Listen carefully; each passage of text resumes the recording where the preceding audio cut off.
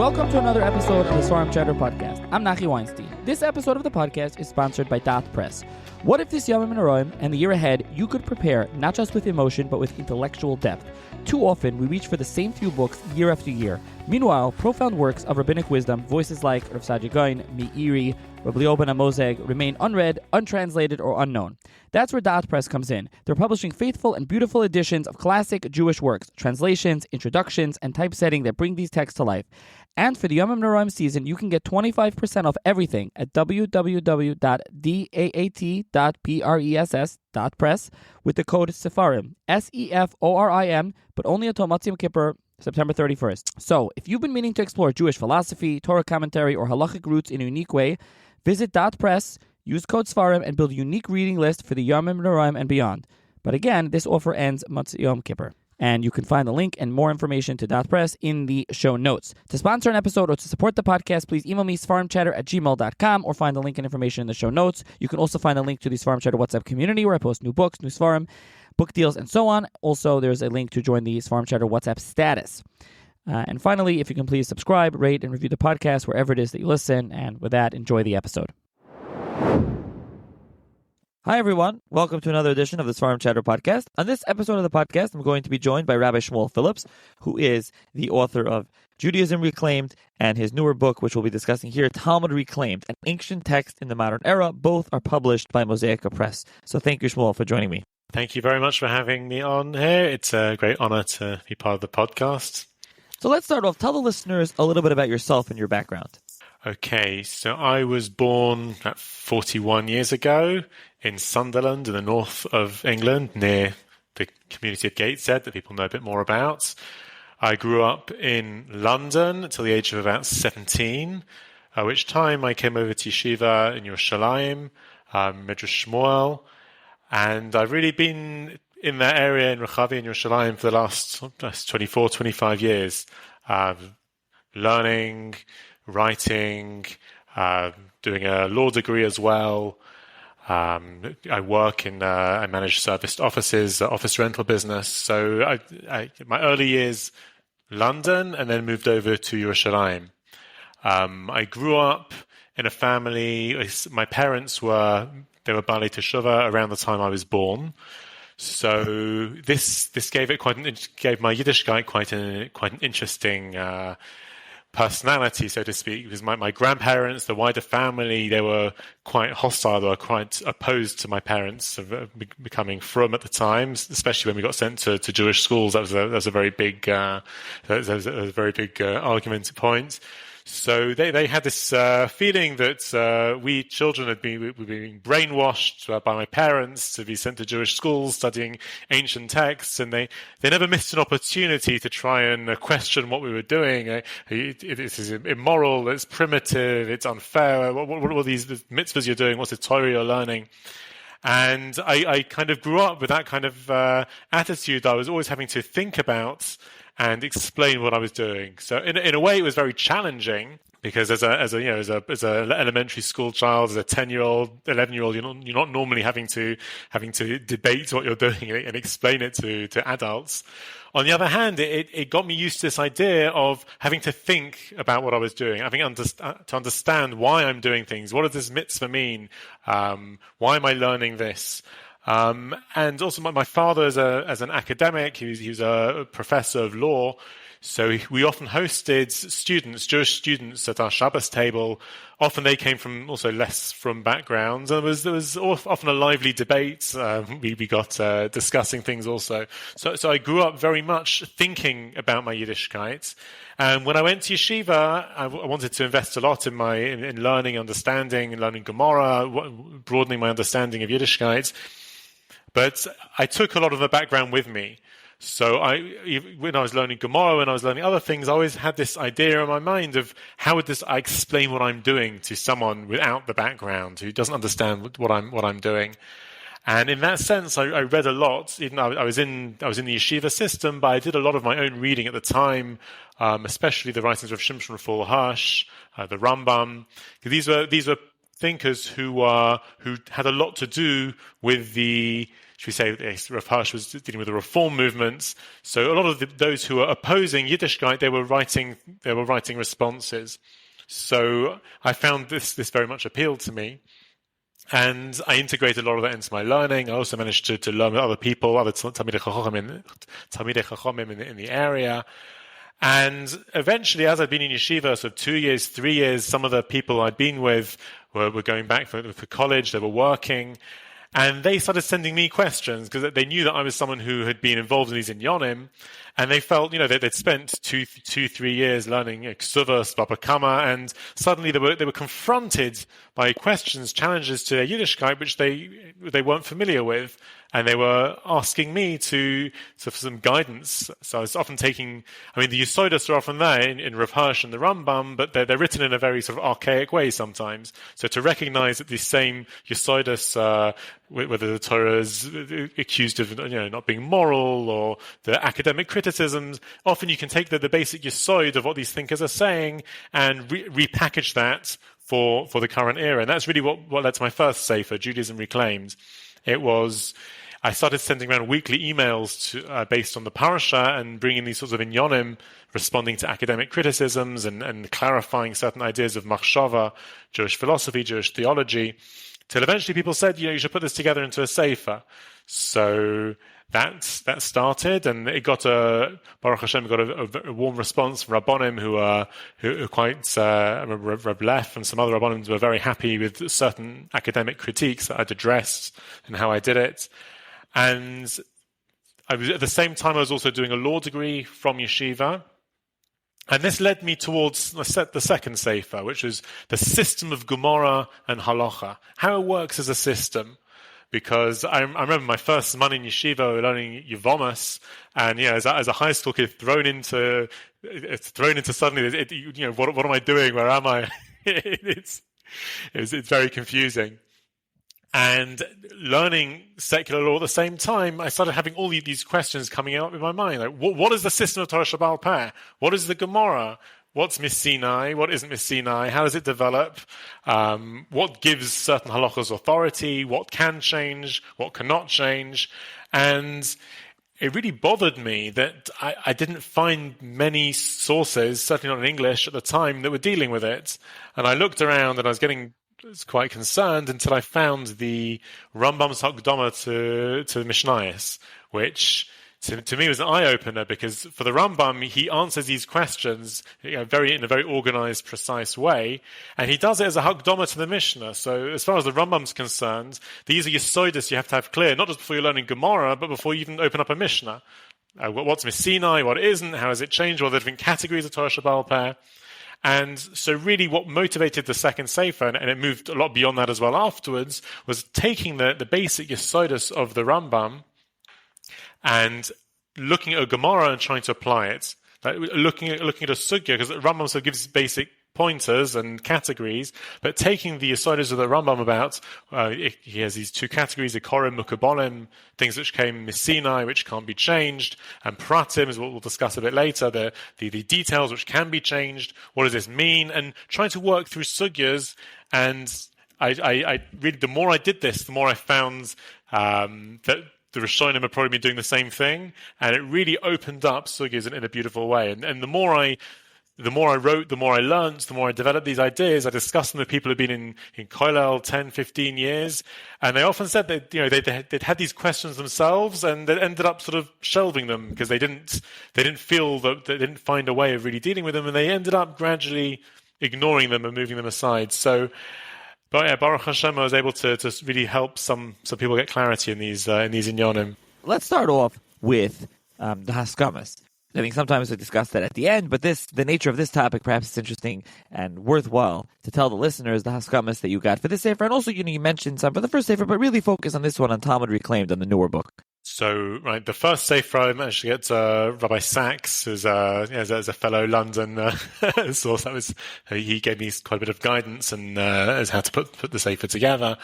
The second sefer, I really wanted to get a real cross range of different Haskamas, both rabbinic sources, academic sources, Ashkenaz, Sepharad, because my point was really to show that these basic building blocks of Gemara, the basic building blocks of Torah Shebaal Peh, this is something which everyone can understand and benefit from, and regardless of how you're learning Gemara, these are essential things that you have to have clear.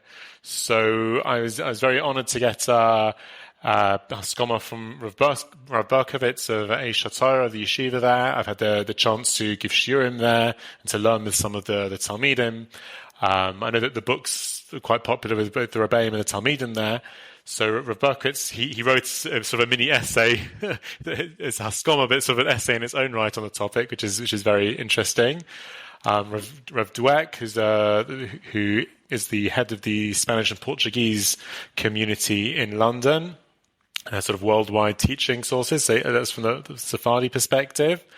Rav Yitzchok Breitowitz of Ohr Sameach, he really sort of encapsulated what my project was in his Haskama, because he sort of spoke about the battle to reconcile and find the balance between what parts of the Gemara come from Sinai, what is a divine origin, and which bits are sort of flexibly built up and generated through the generations. Because if you open up a Gemara and you see Abaya and Rava and proofs and arguments back and forth, it's obvious that the Gemara as it is was not given that way at Har Sinai. They're arguing, they're back and forth.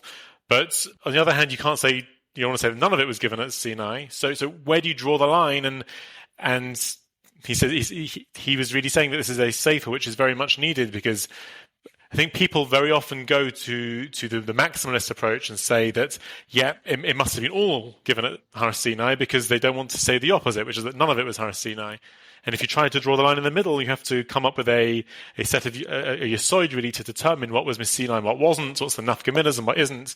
So I feel that Rav Breitowitz really sort of captured the essence of my project, and he was saying this is something which people could benefit from starters in Gemara to seasoned Talmidei Chachamim.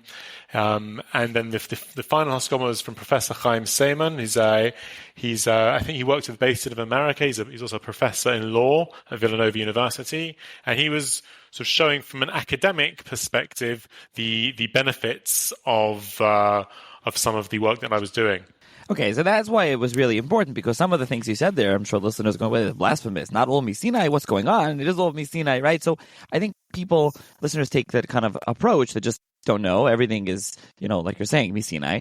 And this is something that, similarly, we discussed on the podcast at one point, the famous Rav Rambam and his opinion about Agadata. This was a famous controversy also related to that Sefer Maimer al Agadas, which Rav Moshe Maimon has redone beautifully in a new critical edition. There's a new English translation of it. I mean, that's similar to Shittas HaGaonim and the Rambam's position. So that really this has to do with, I think let's start off with the topic. We're not going to focus on Agadata. We're focusing, as your book does, on the core of Gemara, with the whole discussion, the whole conversation. What's Sinai, as you mentioned, Ikarim and Pratim and the Rambam's position. I think this is important, especially a lot, and you really explained this in the beginning, that you're really drawn to the Rambam's position. So a lot of your opinion, a lot of your sefer is based on the Rambam's position.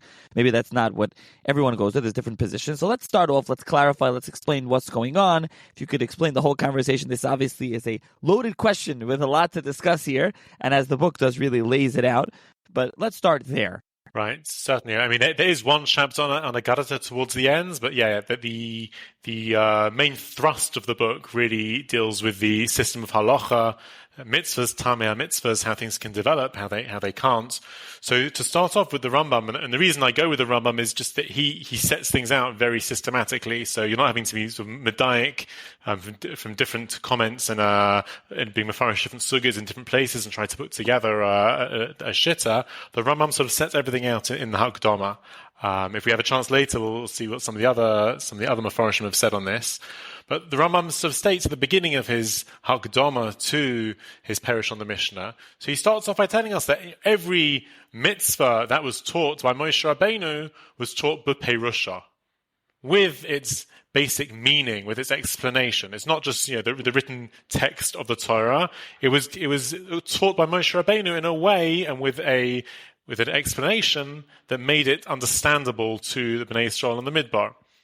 So he gives the example of the mitzvah of Sukkah, when it says Sukkah's Teishu Shivas Yomim. So if he just says Sukkah, you live in a Sukkah, and people don't know what a Sukkah is, that's a pretty meaningless statement. So obviously he says they had they have to have an idea of what a sukkah is, walls and shade and schach, and things like that. Whereas some of the finer details of what the chiyuvim of sukkah would have been left to Chazal, the Sanhedrin of each generation to establish. So I'm just going to read a small passage here because it's absolutely critical. So Kol ma shekibel me Moshe hu Eliyahu Benamozegh eina daber alav v'lo nofla bo machlokas. Anything that was heard from Moshe, there could be no debate and there could be no machlokas over. This is a very important yesod. So there's another category of things which were not heard directly and explicitly from Moshe Rabbeinu.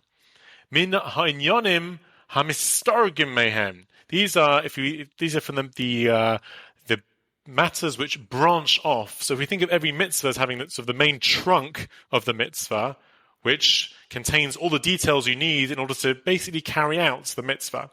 And then you have the finer details which branch off to the sides. So those matters, he's saying, some of these were not heard from Moshe Rabbeinu. Instead, hoitzi dinim b'svaris b'midas hashalosh esrei nesunes al har Sinai sha'atorah nidreshes b'hem. So these matters were given over to Chazal to legislate, to establish, to work out through svara, which, again, this is the svara Talmud, isn't always necessarily what we associate with svara. This is a certain messiah of what the svara is, and with a system of the Yud Gimel Midas Shator Nidreshes Bohem. And then he goes on, so what we really have is a two-tier system of Torah Shabbal Peh, and this is fundamental. You have the Ikorim Mukubolim, which he calls later, the transmitted details of mitzvahs, which were taught by Moshe Rabbeinu and received, and this was never forgotten, according to the Rambam, this was never lost, this was passed through, never debated, it can never be changed. And then you have the finer details of Torah Shabbal Peh, which were delegated to Chazal via the Sanhedrin in order to legislate. Dinei Doraisa. And as we see at the beginning of the second parak of Hilchos Mamrim, any halacha which was darshan by a Sanhedrin through the Midas, these Inyanim Mistargim, a subsequent Sanhedrin can come along and change them. It says, Amad Achoreim based in Acher, Niroi Tam Acher, Harizeh Soyse V'don Kivish Mash Niroi Beinov. And if you look in the Tosefta, sometimes you see a certain halacha was darshaned one way until Ad Shabbat Rabbi Akiva, and he darshaned it a different way. Once your eyes are open to this, you notice these things happening sometimes. So the question is, why did Hashem create such a system? If we can ask such a question. We know Moshe Rabbeinu was the greatest Novi, Aspaklar Meira, Hashem could have given over all the details to Moshe Rabbeinu, and we'd be able to carry out all the mitzvahs. We could have had a Shulchan Aruch with all the pratim, all the details, and Moshe Rabbeinu could have taught them to us, and there'd been no doubt. So why did Hashem seemingly leave over so many details of halacha to be darshaned by Chazal? And for here, I go through the sources. The Meshech Chochmah talks about this. The Yad Malachi, a very good Sefer of Klalim, talks about it. That there is an idea that the Sanhedrin has a responsibility. I think the Degel Machaneh Ephraim also talks about this from the point of view of Kabbalah. That the Sanhedrin has a responsibility to legislate details of halacha according to the needs of the generation. The Fitzorach Hazmanim, as the Yad Malachi puts it. The Degel Machaneh Ephraim talks about it in terms of recognizing the Shorish and the Shomer of each generation. And therefore, what is right in terms of the pratim for one generation, the Sanhedrin can come along and say, we now need to change it a little bit, be machmer a bit more, be makel a bit more. And this is even within Dinei Doraisa. Which is a fascinating concept. It's one which we're not so familiar with because we've had, as we'll discuss later, we've had Sof Hora'ah about 1,500 years ago, we haven't had a Sanhedrin, and therefore we associate halach with something which is fixed and doesn't change. And it's the reform movement that come along saying we should change, and what defines our relationship with halacha is that it doesn't change. But the halacha as an ideal system, as the Meshech Chochmah talks about this in B'chuk Osai, is that the Sanhedrin is there and is able to darshan the Torah according to the needs of the generation. And it is a dangerous concept because obviously not everything is open to darshan. You have to know what is an ikarim mekubalim, what is one of the ikarim and can't be changed, and what is one of the pratim that can be changed. And again, if you have your eyes open, you're learning sugyas, this is something which the Tanoim and the Amoraim are very much alive to. There's a Mishnah in Yevamos where Rav Shimon Yochai is having a machloikus with the Chachomim over Moavi v'lo Moavis. He comes in and he brings a Kal V'chomer. And they say to him, Im halachai, in the Kabel, Im dinhu yeshon teshuvah. If what you're saying, you're claiming is a Messiah all the way back, well, obviously we have to accept it. If that's an Ikka Mekubal, then we've got no right. In Dinhu, if you, Rabbi Shimon, are creating a Kal V'chomer from your Svara, well, we the Chachomim think we've got a Pirucha. We don't think this is a Svara which binds us. So this is something which is a very, very important Yesod to get clear. I also look in terms of the Tamei Mitzvahs, because I think the Rambam in the Moreh Nevuchim, when he gives his Tamei Mitzvahs, focuses only on what he considers to be a Korim Mekubalim, things which can't change, which define the mitzvahs as Moshe gave them, but that's a sort of a side topic for another time. We see other Rishonim also mentioning this idea when you look at the Ramban in Parshas Vayeshev, on the Parsha of Yehuda and Tamar. So he talks about the mitzvah of Yibum, and obviously the mitzvah of Yibum being done by Yehuda and Tamar, and he says also by Boaz and Rus. That's not the mitzvah of Yibum that we have in the Mishnah and the Gemara, which is only for a brother-in-law, Eishes Ach. We don't find Boaz was a more distant relative.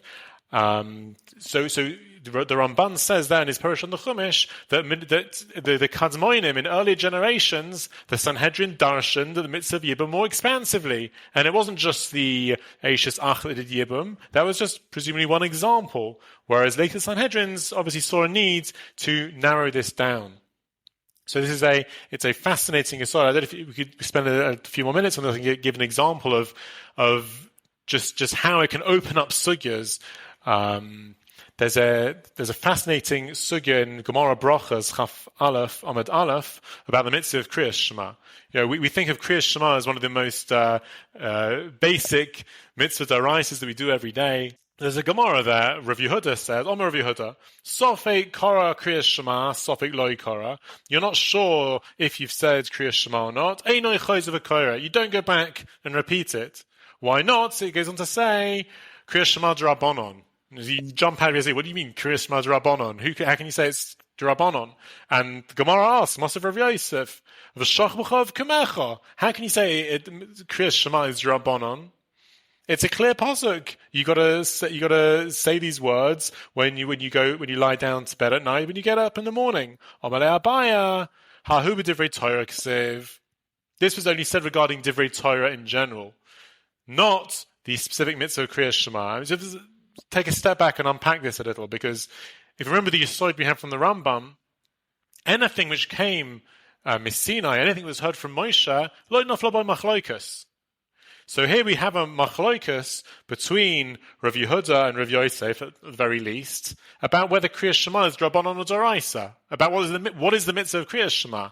Well, what does that seem to suggest? If we follow through the Rambam's Yesod, it would seem that the mitzvah of Kriyas Shema was not heard from Moshe Rabbeinu. How can that be? So taking a step back again, we see that what does everyone agree in the sugya? And we have to see the different layers here. Everyone agrees that there is some kind of chiyuv mitzvahs aseh here. V'shach b'chav kamecha b'divrei Torah k'siv.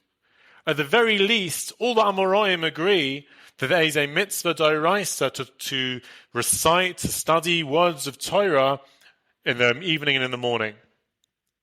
What the machlokes is whether the specific mitzvah of saying Shema Yisrael, whether that is part of the mitzvah or not.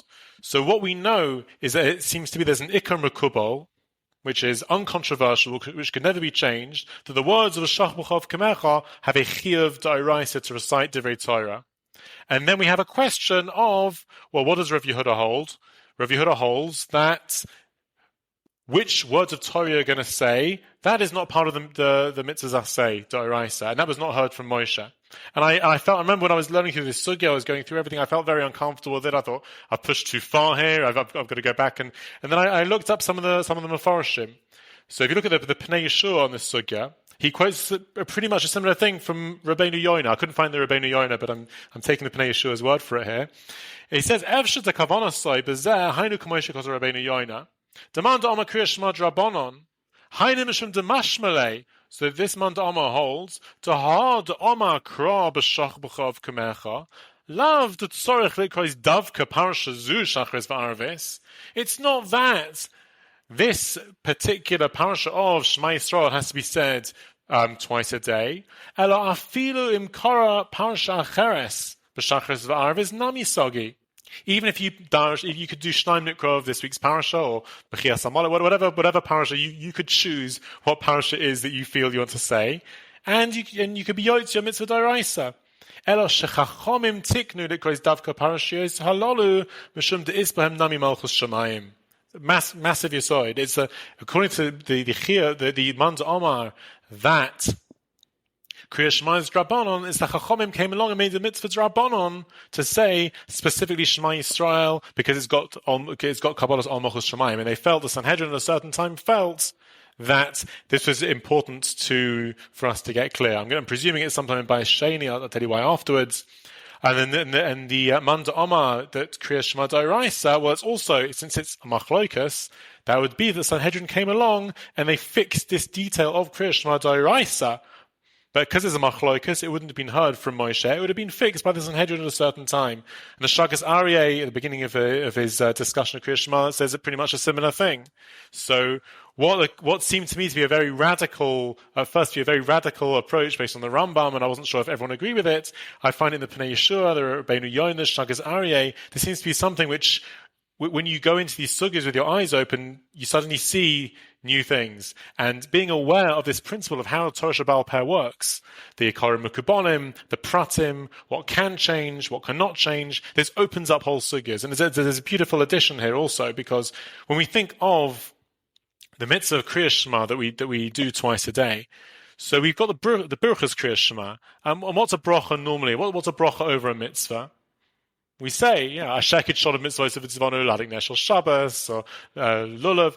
It's about the mitzvah. What's the bracha of Kriya Shema? The particular one at Meiri is even more explicit. Halkein Hashem Lakeinu b'shachveinu v'kameinu, which is paraphrasing the pasuk. Nusiach b'chukecha, v'nismach b'divrei saresecha. It's about limud Torah. To the extent that there's a discussion in the poskim, even if you don't say Birchas HaTorah, you just say Birchas Kriya Shema, it could be you've been yoitz already, you don't repeat. So there's a discussion there. But the brachas of Kriya Shema are focused on limud Torah. The Ikka mitzvah, b'shachchav kamecha, that was heard from Moshe Rabbeinu, according to this, was b'divrei Torah kasiv. The Birchas of Kriya Shema, I'm presuming, were formulated by the Anshe Knesset HaGedolah, beginning of Bayis Sheni, maybe even earlier. So I'm presuming that when the Pnei Yeshua writes, Chachomim tiknu likrois davka parashas halalu, that would have been at some point during Bayis Sheni, maybe time the Chashmonaim, whatever stage they felt that we need to strengthen the Klal Yisrael's Kabbalah's Al Machos Shemayim. So they were matakin specifically to recite these parashas, and they left the brachas which Anshe Knesset HaGedolah be matakin. They're not going to go and change those. So we always have the mitzvah of Kriya Shema, which is Divrei Torah Kesiv, to recite words of Torah. That is an Ikka Mukubal, which can never change. And then we have the mitzvah D'Rabbanon or D'Oraisa, but not Mimosha, to say specifically Shema Yisrael Hashem Elokeinu Hashem Echad. And to put one more aspect to it, if we think about when we can have another Sanhedrin, Be'ez Hashem sitting again for a 10-minute walk from where I am now on Har HaBayis, and they obviously the new Sanhedrin is going to have the ability again to change halacha. And the question is, well, what can they change? So they'll need to know, well, in Ikka Makubal, they can't change. They can never come along and say, B'shach b'chav kamecha doesn't mean Shach b'chav kamecha anymore. There's no mitzvah at all to recite Torah morning and evening. But they could perhaps go and say that instead of the parsha of Shema, maybe, as the Gemara suggests, maybe parshas Balak, parshas Bilam would be included, Aseret Adibras, that there are other possibilities. So this is all part of the first section of the Sefer Talmud Reclaimed, going through many, many examples, many sources, many different Mefarshim, Rishonim, to try and work out what is an Ikka Makubal, what is a Prat, what are the Nafgeminas, and how we can tell them apart and gain from it when we're going through our Gemara learning. One more part to discuss in the first part of Talmud Reclaimed is drushes. What do we do with drushes? And this is something you talk about the Malbim versus the Rishonim's approach versus your approach. So let's lay out drushes, because this is something that's all over Shas. Anyone that learns the Gemara sees back and forth, Machlekes, different drushes. So how do we approach those? This is something which amazed me, because as you said, drushes are all over Shas. You know, there are some Masechtas, some Parokim, which are majority drushes. We're so involved in the Gemara. Yet when we look at great Rabbonim, we see that they had such different ideas about what drushes actually are. Are drushes creating halacha? If you look at the Malbim, he's got an amazing. It's almost a sefer. At the beginning of his pirish on Sefer Vayikra, it's called Ayeles HaShachar. He goes through hundreds and hundreds of rules of dikduk, of lashon, which he says guided the Tanoim when they were making droshes. And he says that really all of the droshes of Chazal are revealing almost a hidden layer of drush within the text of the Torah. So when a Tana comes along and darshans an extra hay or a vav at the end and says a certain din, what he's really doing is he's mining out a deeper meaning within the text of the Torah. And he says, the Malbim says very strongly, this is implied, if you reading the Gemara, taking it at face value, he says this is very much the way it appears to us. Each Baal Plugta learns a posuk, and the other one learns from somewhere else. Well, Rav so-and-so's posuk, what does he do with it? And it doesn't seem to be a matter of an asmachta. The other approach, the Doris Rishonim was a fascinating Rav. He was, I think he set up the Agudah movement. He had a strong connection with Reb Chaim Brisk. I don't know if some people say they shared a room together in yeshiva. They definitely had a strong connection. He set up the Agudah movement. He was a big Talmud Chacham in his own right. And he wrote a book called Doris Rishonim. This is, Rav Yitzchak Isaac. And he wrote in that, he takes a very, very strong stand. He says completely the opposite of the Malbim, that there isn't a single halacha in the whole of Shas which is actually learnt out through a drasha.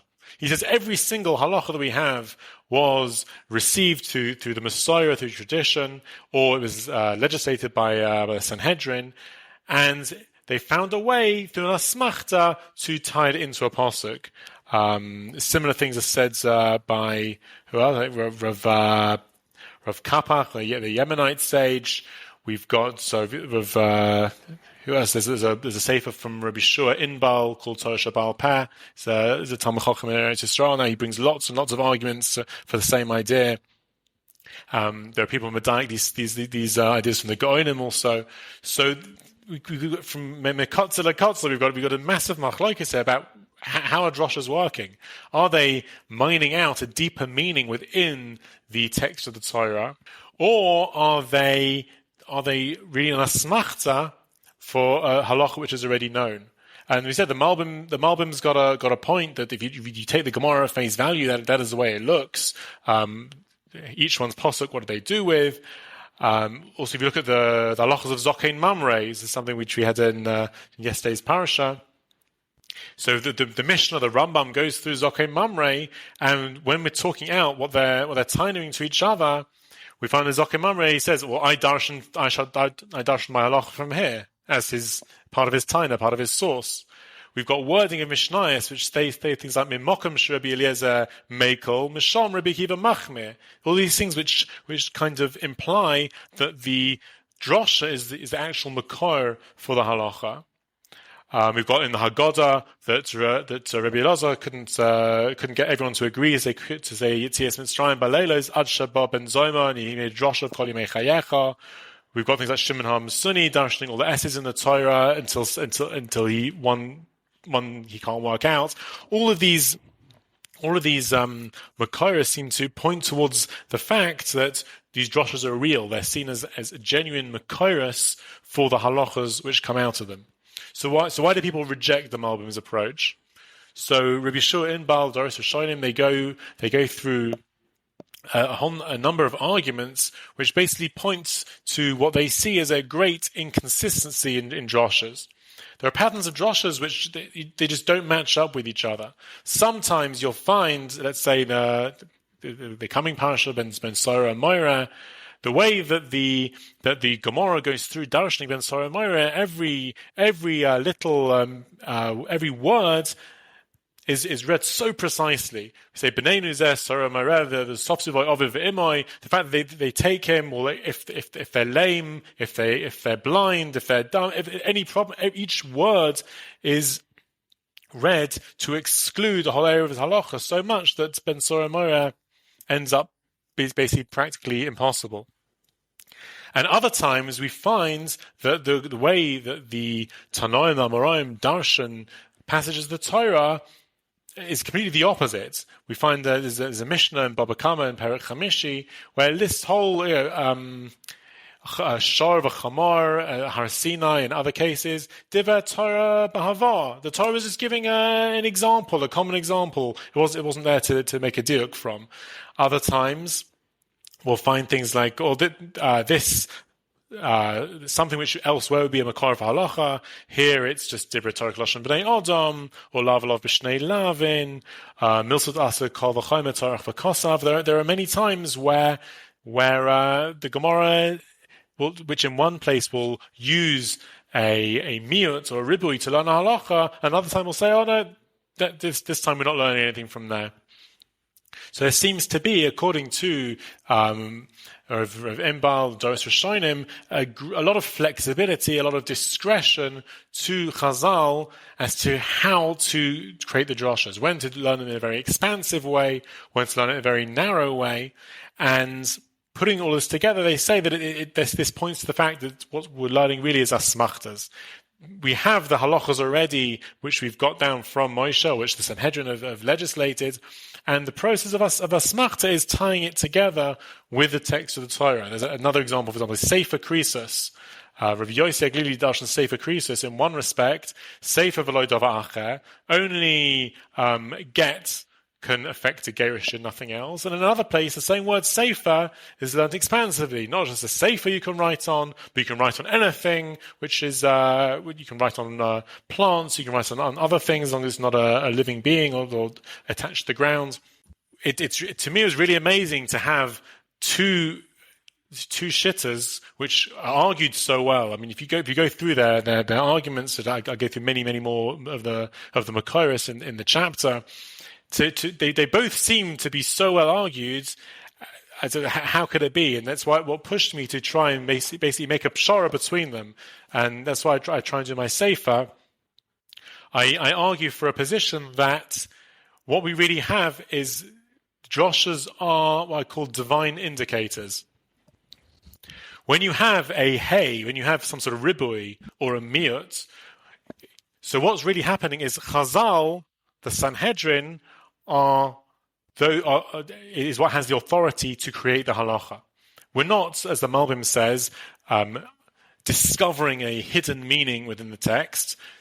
I go with the Rambam's approach that if it's not an ikka makubal, if it's a prat, this is something which was given over to Chazal via the Sanhedrin to legislate. So what is a drosh? Is it just an asmachta? No, we see, as the Malbim says, from the Derech HaGemara, the way we talk about it, the way the Tanoim talk about different droshes, it's obviously more than an asmachta going on a lot of the time. So what it is the way I understand it, is that the hay is an indication from the Torah Shebichsav to the Chazal, the Sanhedrin, should darshan this halacha more expansively. They should look to expand the halachas in this area. How they do it, that is voted on by the Sanhedrin. That Chazal use their svara to work out the best way to do it. When there's a miyut, other way round. Yes, the Torah is guiding Chazal to narrow down, to interpret this halacha in a narrower way. How they do it is up to Chazal, and that can change from generation to generation.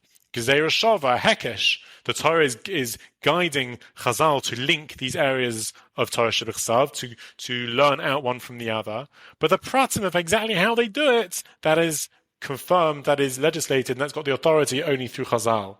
And to give an example, there's an episode which is related, I think it's in the Bamidbar Rabbah, on the din of Bechor.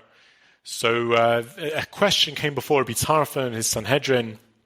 I think it was in Keren B'Yavna. I don't remember exactly the details. And the question came up about the dead body, the carcass of a Bechor, whether it has kedusha or not, how it's got to be dealt with. And Rabbi Tarfon darshans ach Bechor. In order to say, he creates halacha. Look, it says ach b'chor. That's an indication that to read ach is a miyut, and therefore he excludes the dead body of a b'chor animal from the dinim of b'chor, of kedushas b'chor. So, looking at these three different ways of approaching droshes, so the Malbim would say, what was Rabbi Tarfon done? He's looked at the word ach, he's used his svara, he's looked at all the surrounding words and the dikduk, and it's amazing what the Malbim does there. And he's seen that hidden within the word ach b'chor is, that the deeper meaning is to exclude b'chor shemes. That the dead animal of b'chor is clear, and that is the intent. We've discovered that deeper meaning within the Torah Shebechsav. What the Doros Rishonim say? It say that Rabbi Tarfon and the other Chachamim had sat and they discussed, and or they got a Masorah that Bechor Shemes is not part of the din of Kedushas Bechor. And when the question came up, he tied it together to the pasuk through the word Ach. There's an asmachta. What the derech I'm suggesting is the middle ground is that Rabbi Tarfon had this question that just came up. He looked at the pasuk and he saw ach. The word ach is an indication when there's a sofek to darshan the pasuk more narrowly, and he established that ach is a miyut and it's excluding bechor. But he's not saying like the Malbim would say that actually that is the definitive meaning of the pasuk, and it could be the Rabbi Akiva or Rabbi Anossi, someone else will come along later and learn the word ach differently. So to me, this is the way of trying to be mekayim all the different arguments and the different yesodus which are found within these different rabbonim, different svarim of our rabbonim. Let's turn to part B of the book, and this is studying Talmud in the post-Talmudic era. So it's exactly what it sounds like. And I'll just mention the chapters, and then we'll start really focus on the first one, which is chapter 6, the contrasting legal approaches of Ashkenaz and classic Sfarad. So this classic Sfarad, this current Sephardi approach is different. You'll explain what you can mean by that. Chapter 7, the role and legitimacy of modern Talmudic analysis. We'll mention some of that. Chapter 8, a traditional perspective on academic Talmud study.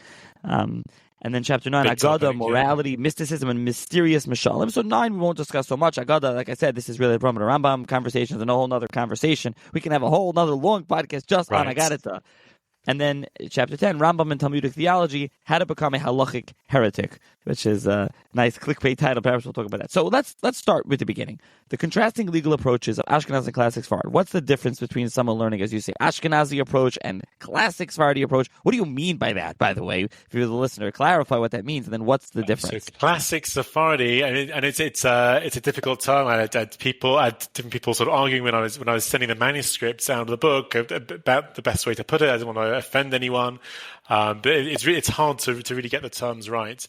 What I'm referring to is the Masorah, which was practiced in Spain at the time. Spain at the time of the Rishonim wasn't always Spain as it is now. It wasn't a single country. Half of Spain was run by the Muslims, and it was Arabic speaking, and it had one particular Masorah. And northern Spain was run by the Christians, and had more of a connection, let's say, to the Balei Tosfos and Rashi. It was more that way of learning. So The era that I'm talking about as classic Sfard is also you got the Rif, Rabbeinu Hananel, in more North Africa, and then the southern part of Spain, where you've got the Rambam, you got Ibn Ezra, you got the Kuzari, these sorts of figures. And then they had a certain Nesoira, they had a strong connection to the Gaonim in Bovel, though they send correspondence to each other, in Arabic often. And they had a particular way of learning. At the end or during Rambam's life, this community in Spain really went into Golos. There was a Golos, there was a lot of persecution. The Rambam and his family moved to Africa, to Egypt, but a lot of his community, a lot of the Spanish community, moved north into what was Christian Spain, and there was almost a kind of pshara, which was they sort of mixed together the approaches of the Balei Tosfos with the approaches of the Rambam. Then you got Rishonim, right, the Ramban, the Rosh, the Ran, who are really combinations of the approach of the Balei Tosfos and of that of the Rambam, and they try to bring the two together, make pasharas between them. So in terms of understanding the different approaches and where they come from, I find it very useful to look at almost the two extremes, the approaches of the Rambam, the Rif, Rabbeinu Hananel, Magash, and to an extent the Gaonim, and at the other extreme, the Balei Tosfos, because to see how they were approaching this idea of how to learn halacha and Gemara in a what do we call it, a post Sanhedrin era, because everything we discussed up until now, about the pratim and the ikarim and kabbalim, this is only relevant in an era when you have a Sanhedrin, which we can extend. It's a whole other discussion.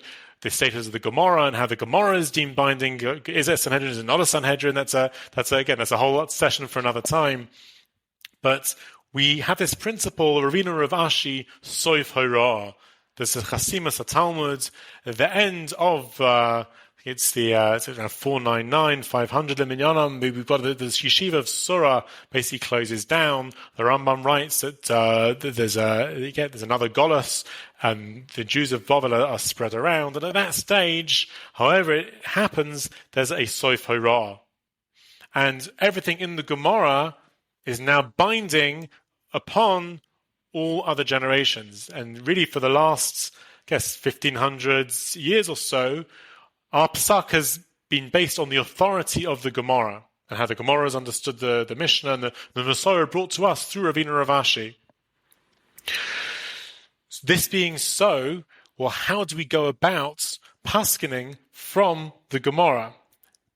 Well, what does it even mean to say there's been a Soif Horah? We know if you go to Beis HaMedrash, we've got thousands of Sfarim, Chedushei Halacha from the last even couple of hundred years. How can there be Chedushei Halacha if there's been a Soif Horah? Isn't it a contradiction in terms? So this is a very long chapter of the book. It goes out sets out to show how there are two very different approaches among the Rishonim as to how to pasken from the Gemara. So you've got the Rambam, the Rif, the Gaonim, who apply a very strict methodology and approach to the idea of Soif Horah, and they limit the idea of bringing chidushim in to say there's been changes and we change the halacha based on the mitzias, and they apply a strict methodology. We'll go through some examples soon.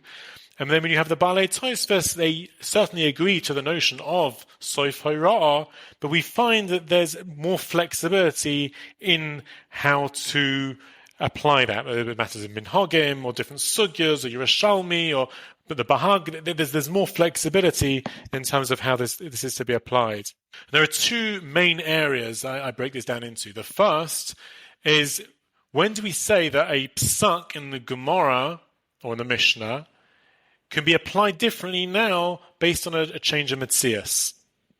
So the Rambam, the Rif, and that Messiah are much stricter about it. For example, we've got cases it's in My Machronim. My Machronim is taken by the Mishnah of the Gemara as a chayv. You'll find that, and this is something which, by the way, this difference between the Rambam Rif on the one hand and the Balei Tosfos on the other hand, you see the nafkaminas in terms of practical halacha, differences between Ashkenazim and Sephardim very often boil down to the difference of approach, the different shittas of how to paskin from the Gemara, which I go through in this chapter. So you find the Sfarim say, "My machonim choiva." It's a chiyuv. If it's a chiyuv in the Gemara, we don't have the right to change anything. This has been a soif hara. We can't change anything. So don't come up with your svaras about melech sedomis and it's not relevant. I don't care. It may be all right, but I can't change it. This isn't to do with it. There's my machonim in terms of fi Kabbalah and other sources. That's setting that aside now. It's based on the Gemara. My machonim choiva. Balei Tosfos come and say, well, what was the reason for my machonim? It was melech sedomis. That's not motzoi now. So therefore, we're not so strict with it, so we can discount it altogether. Another example: clapping and dancing on Shabbos. Mishnah and Beitza. You can't dance on Shabbos, you don't clap on Shabbos. Takanas Chazal, Takanas Sanhedrin, because you might come to fix a musical instrument. And you'll find many Sephardi communities are very strict with this. They don't clap, they don't dance. Whereas, Balei Tosfos say, well, nowadays, the Metzias in which we live, we're not really going to end up fixing musical instruments as a result, and therefore, whether you say it was never intended to apply here, we can bring in our svara to say that this halacha is not going to apply so strictly. And I go through about 30 examples of various types of application. It also applies Dinei D'Oraisa, by the way. There's a sugya in Maseches Brachas about whether a chassan should say Kriya Shema on the night of his wedding. Is he going to be distracted? Is he not going to be distracted? Mechsi kuyura? What's the halacha?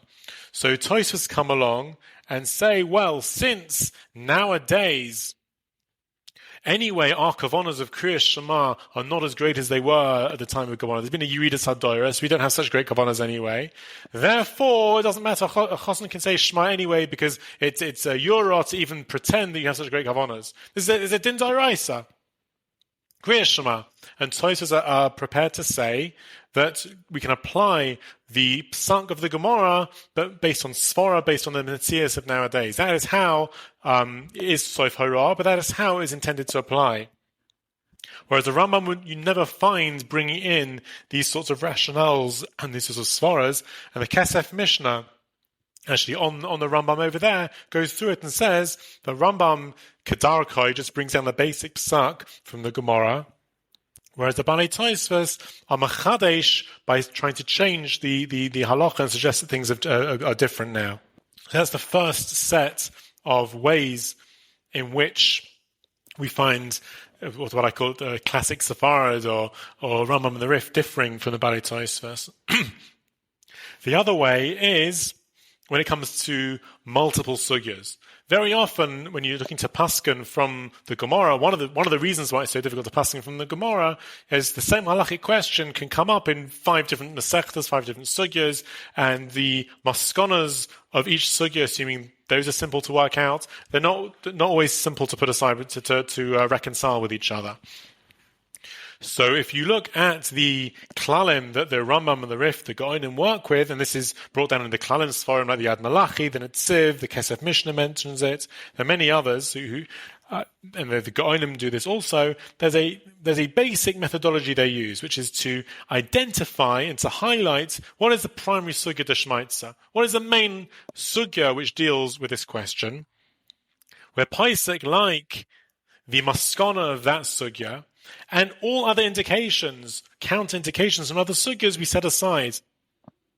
Whereas the approach of the Balei Tosfos is very much to I think the Maharshal says that the big chiddush, the great thing the Balei Tosfos do is they see the Gemara as one big ball. All the sugyas are connected. So you don't find the Balei Tosfos coming along and isolating one sugya and ignoring the others.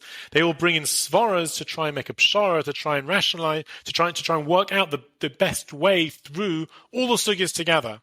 And they'll bring in other things like minhag, sources in the Yerushalmi and the Brises, sometimes the Bahag. So it's a much more complex way of working through. And again, many of the differences in psak between Sfard and Ashkenaz boil down to these different approaches. One example is Hallel on Rosh Chodesh. Many Sephardi communities don't say a brocha over Halal on Rosh Chodesh. Why? Well, Sugya de Shmaitza in Maseches Eruchin gives a list of days when Halal is recited. And it's the Gemara specifically asks, what about Rosh Chodesh? And it rejects it. We don't say, according to Sugya de Shmaitza, we do not say Halal on Rosh Chodesh. Rambam paskins, you don't make a bracha on a minhag, so even if there's a minhag, it's not relevant. That's a connected point. Whereas Tosfos bring in both the fact that there's a minhag and the fact, well, you got a story, you got a Maisa in Maseches Tainis, and a diuk from somewhere in brachas that maybe there are communities that do say bracha on halal, and therefore they put all of these together. And they try to show that you can say a bracha over halal, and this is our practice. Interestingly, Rashi is brought in the Machzavitri. He was against. He said that he was against the practice of saying a bracha on halal and Rosh Chodesh. But really, what we see is this different methodology, isolating the sugya de shmaitza, passing like it's maskana, or bringing in other indications. This is something which runs through the Balei Tosfos and the on the one hand, the Rambam, the Rif on the other, and again, I go through. I bring in also how this affects how much Kabbalah can be brought into halacha, which is another sugya which is related, but it's connected. I go through about 30 examples of this in the appendix. So these are very, very big sugyas, and even though people are somewhat aware of these differences in approach, people don't realize quite to what extent the Rambam isolated the Sugya de Shmaitza, and very often when we're learning, it's that style in yeshivas. You saw the list of Rishonim on one side of Machlokes and Rishonim on the other side. The Rambam was like this, Tosfos was like that, and we assume they were all was learning the same derech, and they came to different answers. Whereas if you look at it, and you look at also the classic commentaries on the Rambam, like the Kesef Mishnah and others, will often say the question that Balei Tosfos had from another sugya, Rambam leisei lahai sugya. He just didn't bring this sugya in to reckoning at all. It wasn't part of his cheshbon, la halacha, because it wasn't sugya de shmaitza. So I think this is something which people can find very helpful when approaching the Rambam in terms of their derech halimud of Gemara, and how the Rambam and the Balei Tosfos learned halacha and Gemara, and to me it was a bit of an eye-opener. Okay, so the next chapter, which we're not really going to discuss, is the role and legitimacy of modern Talmudic analysis. So that really could be its own episode as well, where you talk about Tosafot to Brisk, the evolution of a revolution, and you go through, even discuss a little bit about Pilpul, which really needs its own episode on Svarim Chatter. Classical right, Pilpul. It really is a self-contained topic. Yeah, that's a fascinating. There was controversies over that. That was a major tumult at the time and throughout the centuries in Europe. Okay, so then you talk you talk about other things, and you eventually get on to Brisk. You go through the whole Brisker Mahalach, current Talmudic study and current approaches.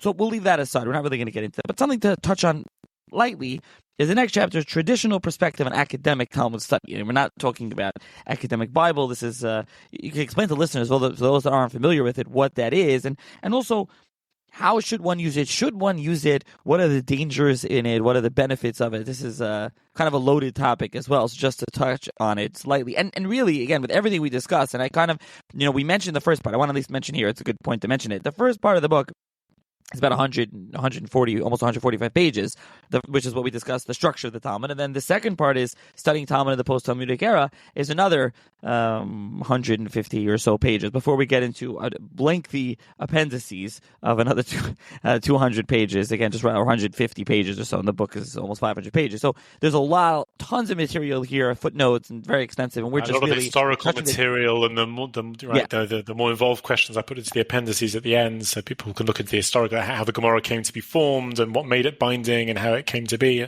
These are sort of separate questions that can distract you in the.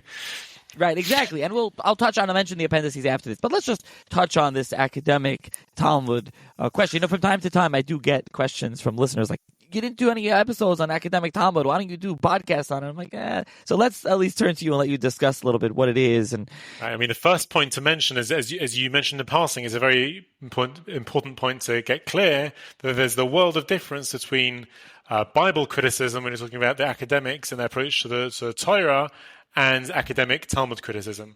But biblical criticism is I don't know, say all or mostly dealing with matters of kfira, questioning matters of Torah min hashamayim, and whether the Torah had one author. These are very severe questions. I deal with those somewhat in the first Sefer in Judaism Reclaimed. I bring some of the points and the responses to that.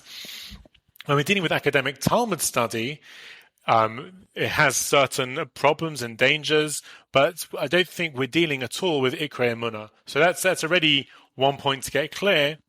But what I found very interesting, there are three. I'd say there are three main points which academic Talmud, maybe four main points academic Talmud study focuses on, and many of these points we find that the Rishonim themselves were involved with these sorts of areas of study. The first one, which I'll go through, is Girsas. If anyone who's learned Rishonim, we see how much time and effort they spend trying to identify the correct Girsa of the Gemara, and this is something which it's almost fallen out of fashion. We've got the Vilna Shas, the Tzura Sadaf that we have. We almost imagine that Ravina Rav Ashi produced the form of Shas we have today with Rashi and Tosfos. It's impossible to even think about Gemara without the Tzura Sadaf that we have. The Daf Yomi cycle. What would we do if we didn't have that? So the Tzura Sadaf that we have and the version and the Girsas of Shas that we have are almost beyond dispute.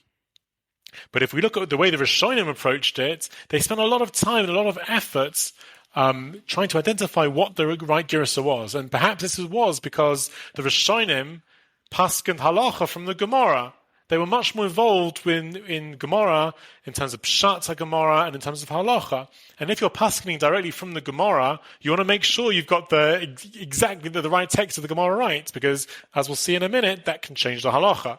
So whereas we predominantly use Gemara, we learn Gemara for its own sake. When we learn halacha in a Shulchan Aruch, a Tzor, we use other Makairos. The Rishonim were very much focused on the correct Girsa. Yet nowadays, since the Vilna Shas became almost canonized, we've got more and more Girsas which are available to us. There's we're digging up the Cairo Geniza, which is all these old texts, which again from the time of the Rishonim and earlier, we're finding more and more manuscripts. The Teimanim have got manuscripts of Gemara, which very often can explain to us certain questions that people have on the Rambam and the Rabbi Chanan and the Riv. You just don't understand what they're saying. When you see some of the other manuscripts of Gemara, they're almost paraphrasing those manuscripts. So very often the awareness of these other manuscripts is important. The Munich manuscripts. The question is really how much work, if at all, should go into these questions of Girsas. If we look at the Rambam, there's in Hilchos Malva Loiva, he basically explains how he paskens a certain halacha one way in Mishnah Torah, and then he found through researching Girsais, he spent a lot of time comparing the different Girsais of Gemara and which one looks more authentic. And he realized that what he thought was part of the Gemara was really a perush of Sevaroim written on the side of the Gemara, which later editions have been copied in. And he went back and he changed his psak based on that. So there's actually 2 or 3 times where the Rambam changes his psak based on new girsas that he found, and he spent a lot of time on this. The Ritva talks about which parts of the Gemara for the Savaroim also. So certainly there is a lot of benefit to be had from researching and finding girsas. The question is it a primary limud Torah? We tend to think of limud Torah as going through the lomdas, the halacha. To start imagining guys in yeshiva starting to take magnifying glasses and looking over old scripts, it's very hard to imagine. It seems very, very distant to us. It's a whole skill in its own right, how to determine, looking at the text and seeing what's been written in the main margins and not the main margins, and to imagine yeshivas doing that, it seems very distant. Yeah, on the other hand, the Rishonim did do it, so I leave it as an open question. But certainly, this is something which, assuming that we could rely on what the academics are doing, and I think very often we can, there's questions what's reliable, are they trying to, do they have another agenda? But certainly the emphasis on identifying correct girasas is something which we could certainly benefit from. There was a sefer called Diktukei Sofrim, I think it was over 100 years ago, which came out, which at the time got a lot of support, a lot of haskamas from the Gedolim. I'm not sure all the Gedolim, I think maybe the Chazon Ish didn't support it, but a lot of Gedolim at the time supported his efforts in terms of girsa work, but again, it still didn't win over the yeshiva world, from what I can tell. Yeah, Rabbi Rafal Nassim, not the Rabinowitz. He was the 1888. He died a little before that, right? He correct. Oh, it's earlier than I thought. Right. Yeah, which is still used. He went through the whole Shas Tiktukim. And listen, many listeners probably use Eizvah Hadagamor. Eizvah Hadagamor has extensive Girsa change and things like that. And stay tuned, Farm Chat. I'm doing a mini-series about early Hebrew printing. It's very important when we think about, I'll just say a drop here, when we think about Bamberg and Shansino before him, and Bamberg was not even Jewish. He had Talmid Chacham working to press. He had Mishumadim, those that converted as well, and that really was the real basis of the Surah Sadaf. I mean, obviously Vilna set the Surah Sadaf as we have it now, but if you look at a Bamberg Shas, you won't be so out of place if you pull up a Bamberg Shas with Rashi, Tosfos, and they really went around getting their Gersayos. I mean, how did one Tosfos become the Tosfos, right? Again, not to give a whole speech about the Tosfos, but how did one Tosfos become the Tosfos, right? It's because that's what the press found, and the Vilna Shas wanted to find more, and they found on the side of the Gemara, right? You have the side of the Shas to this from Masechet Rabbeinu Gershom, and here Rach, and here you have this, little Pirish from the Rosh on the Dorim or whatever it is. That's where they got these Gersayos. So when they set the text one way or the other, when they have the Rashi, or in place of Rashi, you had the Rashbam or the Rivon or whatever was happening, really there's a lot of Siyata Deshmaya, and a lot of Hashkacha, a lot of this, but really this is the press set. So the Chazon Ish's approach is that we keep what we have because Hashkacha guided it, whereas a lot of other Gedolim at the time were encouraging, all the shadus we can do to try and find better Gersayos, and now we have other Gersayos available. So that's the Machlokas. That's the... It also has to do with finding Sfarim. I mean, his memory serves me with the Meiri, and the Chazon Ish said no, but the Mishnah Berurah uses it. I mean, these are Rishonim that was found from manuscript. This is a real question as well, a whole different conversation. But it's important to know, like you're saying, though, about the Shas alone, that things change. I mean, this brings to mind the Rambam. We talked about the Rambam, right? The Rambam, now we have a part of the Mishnah Torah in Oxford where the Rambam didn't write it, but it's a copy, a copyist copied over the manuscript, and the Rambam signed it. We have it signed by the Rambam. He says, this is Muga, like the Chavetz Chaim read in his Sfarim, and this is edited, and this is okay. It's a good version. Now, does everything there comply with everything that we know in the Rambam and every shtickle Torah that we have and every halacha? And that's the question, right? We have one way, and that's our Messiah now throughout the centuries. All the Gedolim, all the Paiskin used, and now this one is the authentic, for sure. The Rambam signed it, but now what do we do? So then these are questions that are above my pay grade, and we're not here to answer these questions, but it's worth at least bringing up again. That leads very much into the next part of academic. It really does a perfect Hagdama for what I'm going to discuss next. How we address these sorts of questions, because as well as Gersais, the other things the academics obviously look at are archaeology, other cultural context, other sources from non-Jewish, from the academies, from the universities, and sometimes they come up with new ways of explaining things we find in the Mishnah or in the Gemara, which the Rishonim weren't necessarily aware of. And it's a question of, well, what do we do? Can we change? Can we revise the Messiah that's come to us based on something which has come from what was outside the Messiah? We know all the controversy, or the machlokas about techeles. Do wear techeles? Don't wear techeles? Is it something don't have Messiah? We do have Messiah. We can have Messiah.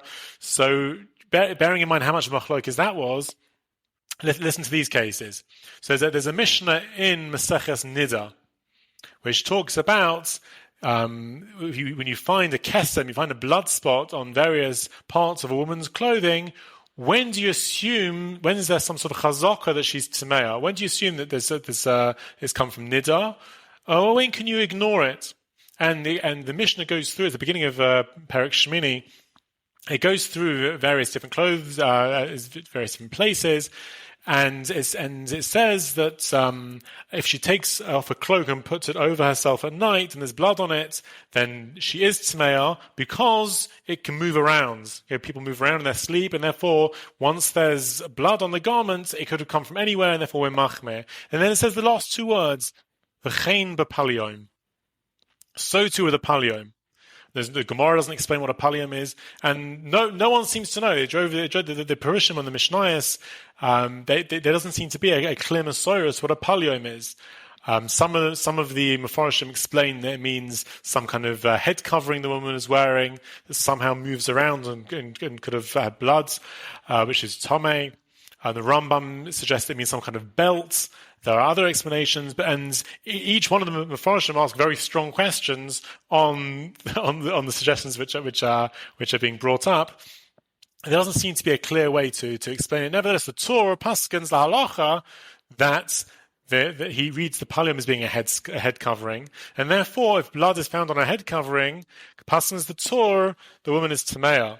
Comes along academic study and looks at some old books, older drawings of how the Greeks used to dress, which is in the time of the Mishnah, and a pallium is labeled as some kind of big overcoat, which was worn by the Greeks, by Greek women, particularly, I think, upper class ones, and they could wear it in all different ways, and it could move around, and it seems to very, very well to fit the pshat of the Mishnah. It seems to fit the Mishnah beautifully.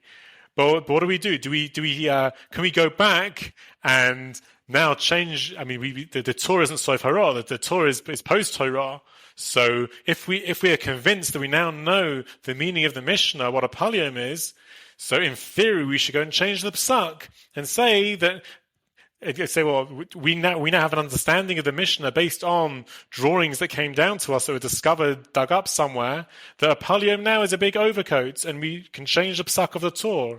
Or, as you say, you're saying is that these questions are above our pay grade, and once Hashkocha has been koveya and the Torah is paskin the halacha a certain way, we leave it and we don't change it. A similar question, this is a bit less severe. There's a question of one of the malachas on Shabbos is tying knots. The question is, what sort of knot is a malacha d'oraisa? And I think it's the Gemara gives a definition that an estrida knot is that is a sort of knot which is considered also d'oraisa. And the Rishonim argue they're different. I think the Rambam and the Rif on the one hand, Rashi and the Mishnah Berurah goes through all the different shittas of the Rishonim, but there are arguments between the Rishonim as to what sort of knot it is. Is it based on the intention? Is it based on how professional it is? How long it's going to last? And again, the academics have dug up from old Roman army records that estrida was a way of tying a very professional knot to tie the sail of a ship to the mast. And this seems to very much reflect the shit of one Rishonim over another. So here we're not coming along and changing the whole Masorah we have. But we now can perhaps, there's a gilui coming from the world of academics that one set of Rishonim seems to accord with the mitzias that we find. So again, would this come into consideration for psak, or do we say no? We only work with sources from within the Masorah. And again, this is some of the machlokas we have over the Cheles. So on the one hand, we can understand that poskim are very reluctant to change a Masorah of psak we have based on suddenly what some professor in a university has discovered. That's not really the way our halachic system works. On the other hand, if we look at the Amoraim, we have accounts of Shmuel going down. Shmuel didn't understand certain things in Bava Madlikin and the Mishnayos. He went down to the Sailors in the sea and said, "What does this word mean? What's Shem and Kik? What these things mean?" So Shmuel was going along to the professionals. I think was it Rava that went to shepherds to try and understand details for Dinei Bechor and Mumin. So an argument could be built that we could gain. Whether it's a Shem Limud, whether it's a Shem Halacha, from integrating some of this understanding within our limud.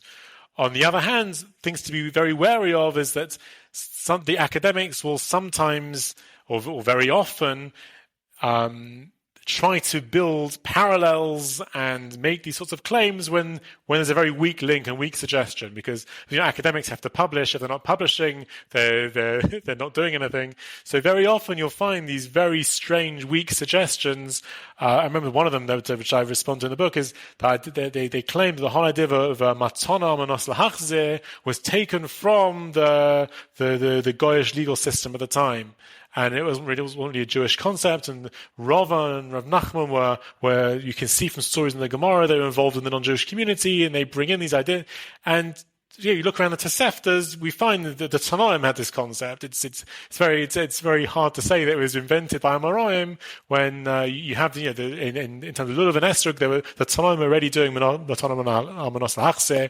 It's discussed in terms of Gittin, Kedushin. So you have to be very careful when you're using these sorts of Makairos. But the question is certainly they sometimes can help us. They can enlighten us in certain ways.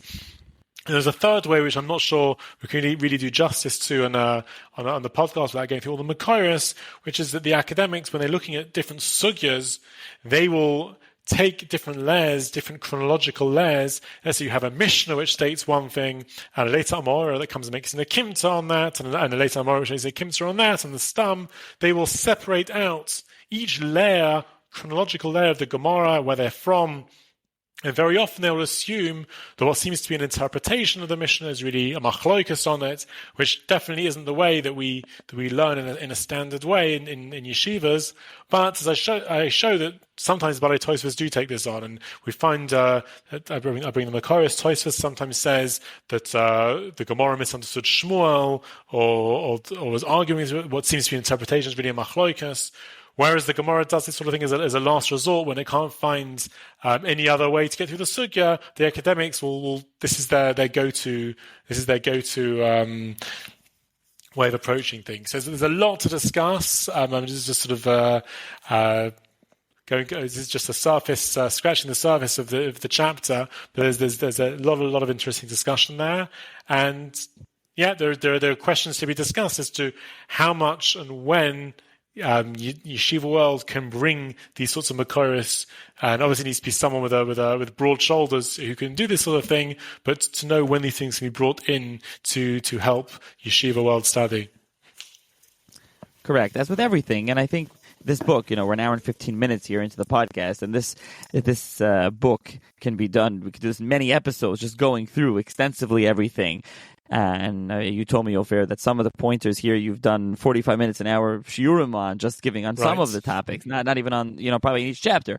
So of course that's the case. But you make an important point there that with everything, it's always take it with a grain of salt and just use it for your own research and information. And even this book as well, for those interested in finding out more about this topic, especially something in English so extensive, doesn't mean they have to go with all your findings. They can read this and they can really, it's a great tool. It's a really good tool. No, I mean, it's a really good tool, really good to learn about these topics. So those that want to know more about it, those that don't know so much about it, it's quite extensive, and there's a lot of material in here for those that are interested in reading about it. I'm sure they can email you or reach out to you, whether they agree with you or disagree with you.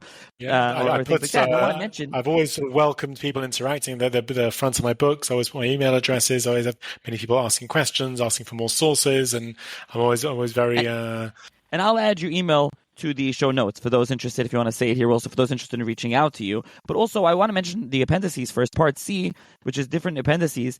You have Appendix A, you have the origin and transmission of the oral tradition. Appendix B, the evolution of the Bezdin HaGadol. Appendix C, the formation and authority of the Babylonian Talmud. Appendix D, can Talmudic criminal law function effectively?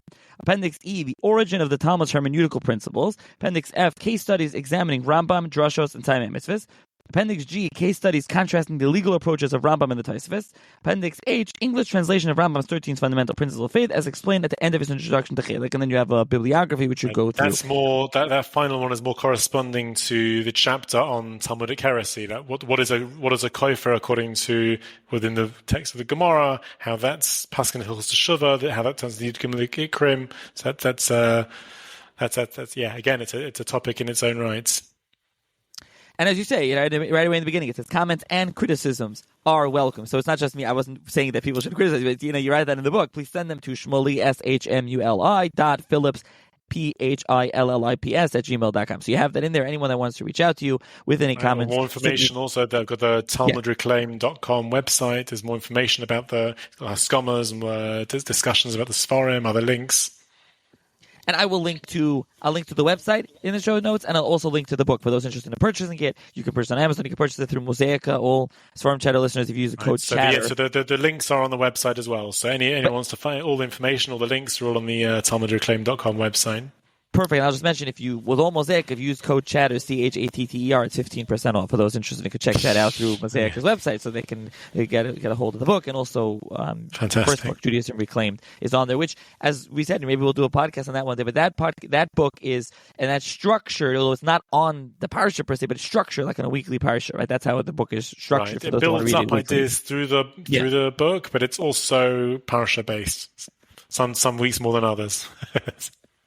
Okay, very good. So, with that, thank you, Shmuli, for joining me. Thank you very much. I hope everyone's enjoyed listening to this. And welcome any comments, any questions, any discussion. Okay, and anyone can let me know as well, and I could also pass along to Shmuli. Okay, be well. Thank you. Thank you.